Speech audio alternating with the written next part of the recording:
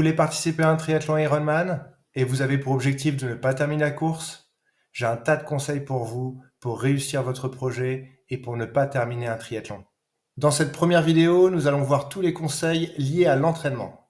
Mon premier conseil pour ne pas terminer un Ironman, c'est de ne pas s'y inscrire. Mais vous n'êtes pas de ces personnes-là. Vous voulez prouver aux autres que vous pouvez prendre le départ et ne pas le terminer. Deuxième conseil, finalement un triathlon Ironman c'est comme un triathlon sprint, sauf que ça dure un peu plus longtemps, mais gardez la même intensité dès le départ. Troisième conseil, vous ne savez pas trop combien de temps vous allez mettre pour faire l'Ironman. J'ai un calcul simple. Vous prenez votre meilleur temps sur un S, un triathlon sprint, et vous multipliez par 8. Conseil numéro 4, ne surestimez pas la difficulté d'un triathlon Ironman. N'importe quelle personne sédentaire est capable de le faire, donc pas besoin de vous entraîner pour ça. Conseil numéro 5, alors vous savez, l'Ironman est une course où tout est prévisible, vos sensations, vos chronos, donc vous inquiétez pas, tout se passera bien. Conseil numéro 6, l'unique course de votre saison doit être l'Ironman. Surtout, ne prévoyez aucune autre compétition de préparation, ça va vous faire perdre du temps et de l'énergie pour rien. Conseil numéro 7, vous n'avez pas besoin de votre entourage pour réussir votre défi. N'en parlez absolument à personne. Restez dans votre bulle à vous entraîner dans votre coin, sans rien dire. Conseil numéro 8, si votre triathlon Ironman est en juin, par exemple, faites vos grosses séances dès le mois de septembre précédent. Puis vous diminuez progressivement vos entraînements jusqu'à ne rien faire les 2 mois précédant votre course. Conseil numéro 9, l'essentiel dans votre préparation est de ne pas réfléchir à une programmation d'entraînement. Ça va vous faire perdre du temps pour les entraînements que de toute façon vous ne ferez pas. Conseil numéro 10, vous ne devez pas être régulier dans vos entraînements. Par exemple, vous pouvez enchaîner 4 entraînements en 2 jours, puis vous laisser 2 semaines de repos. Ainsi, votre métabolisme ne tombera pas dans une routine non stressante pour votre organisme. Conseil numéro 11, si après un entraînement quel qu'il soit, vous sentez de la fatigue ou les jambes un peu lourdes, laissez-vous 2 semaines de repos pour ne pas tomber dans une surcharge d'entraînement ou un surentraînement ou une blessure. Conseil numéro 12, un entraînement de 30 minutes par semaine maximum suffira aisément pour terminer un Ironman. Conseil numéro 13, entraînez-vous maximum une fois par semaine dans la discipline qui est votre point faible. Bah oui, ça sert à rien de perdre du temps là-dessus, c'est votre point faible de toute façon. Conseil numéro 14, faites vos entraînements uniquement au feeling, n'ayez pas de programmation d'entraînement. Car si vous loupez un entraînement, vous allez culpabiliser alors que vous êtes en train de regarder une bonne série Netflix. Conseil numéro 15, si vraiment vous insistez pour une programmation, la meilleure solution est de programmer une semaine d'entraînement pour 3 semaines de repos. On réfléchit toujours sur un processus de 4 semaines, un mois, donc une semaine d'entraînement avec 1 ou 2 entraînements maximum, 3 semaines de repos et ainsi vous ne retomberez pas dans un surentraînement. Conseil numéro 16, l'entraînement solitaire, sans club, sans conseil, sans sortie en groupe, sans coach, c'est la meilleure solution pour réussir. Conseil numéro 17, les 3 disciplines du triathlon ne sont pas du tout complémentaires, donc vous devez réfléchir à vos entraînements de manière complètement indépendante les uns des autres. Conseil numéro 18, pour ceux qui veulent faire un gros volume d'entraînement, effectivement, plus vous vous entraînerez, plus vous progresserez. Sachez que pour prendre le départ d'un Ironman, un minimum de 25 à 30 heures d'entraînement par semaine sur les 12 derniers mois est nécessaire.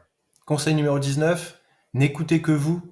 Les conseils que vous pouvez lire sur Internet, venant de coachs ou de personnes que vous connaissez qui sont réputées, reconnues dans le milieu, ne valent rien. Conseil numéro 20, ne vous entraînez pas s'il pleut, s'il fait froid, s'il fait un petit peu trop chaud, s'il fait nuit, s'il y a du vent. Tout ça, ça vous apportera trop de fatigue pour votre entraînement. Conseil numéro 21, privilégiez toujours une préparation mentale, une préparation physique.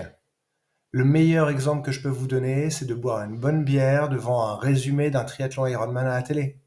Conseil numéro 22, ne vous entraînez pas trop tôt le matin, ni trop tard le soir. Et oui, le corps a besoin de temps pour se réveiller, et après une longue journée de travail, ça ne sert à rien de lui rajouter de la fatigue en plus. Conseil numéro 23, préférez toujours un bon massage à une séance d'entraînement, et vous verrez que vous prendrez beaucoup plus de plaisir. Conseil numéro 24, lors d'un entraînement, arrêtez-vous dès les premiers signes de fatigue musculaire. On va pas se faire mal aux jambes non plus. Conseil numéro 25, quel que soit l'entraînement que vous allez réaliser, restez toujours dans votre zone de confort. Conseil numéro 26, s'il y a un entraînement que vous aimez bien faire, faites-le systématiquement, à la même allure, semaine après semaine, toujours le même. Pourquoi changer puisqu'on prend du plaisir?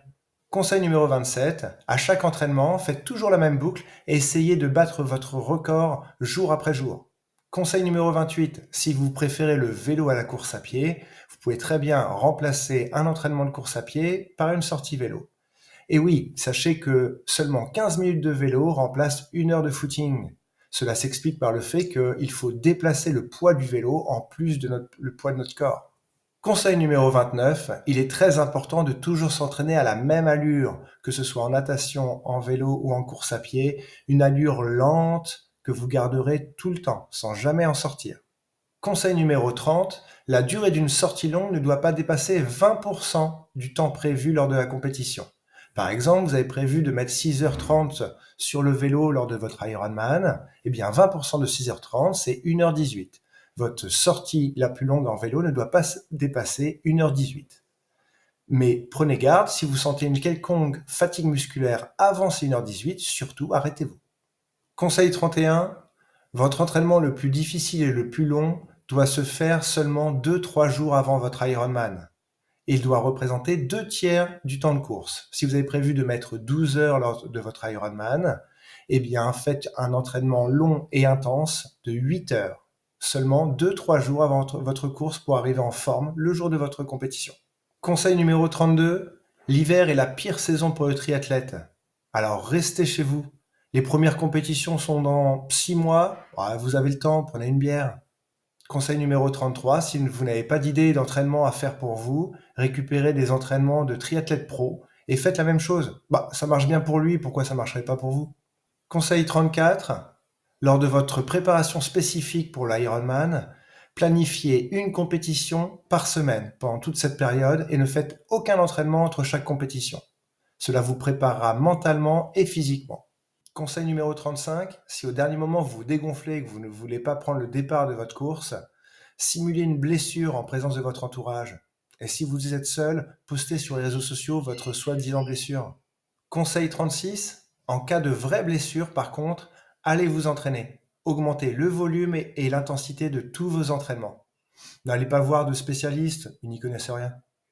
Conseil numéro 37, vous voulez préparer un triathlon Ironman, le plus logique est de réaliser un Ironman chaque semaine. Non pas cumuler en additionnant tous les kilomètres que vous allez faire dans la semaine. Non, il y a une journée par semaine où vous vous tapez un Ironman. Et ça, toutes les semaines pendant un an. Conseil numéro 38, dans les derniers mois avant votre Ironman, privilégiez tous les autres sports, à part natation, vélo et course à pied. Faites par exemple de l'escalade et du tir à l'arc.